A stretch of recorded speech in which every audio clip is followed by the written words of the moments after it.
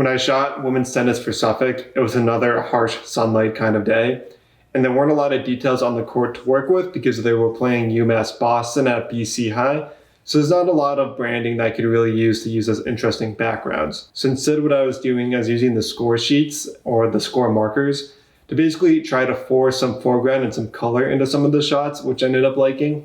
Because otherwise it's just a boring court with fences. Then I tried to lean into some shadows as well. My overall favorite shot I got was one player who had finished her match. I basically just had her hold her racket in front of the sun, just so I'd get the cool shadows of the racket on her face. Then I'm also just looking for small details as well. If I can get whatever the emblem is that they have at the bottom of the tennis racket. This happened to be a smiley face of the sun, which was pretty cool. Then also because I want to use the shape of the sun, I was trying to line it up with another player's racket and a silhouette to make it look like the sun was the ball in a sense, which is always a fun shot to try to get when you're shooting tennis. In another shot, I was trying to change up the traditional having the athlete centered in the frame. So I was just trying to force some different perspective by using the floor of the court to kind of cut the photo in half, to have the athlete hitting the ball in the top half of the frame and the entire bottom of the frame just being the floor or the ground in a sense, just to give it a little bit more dimension to the shot.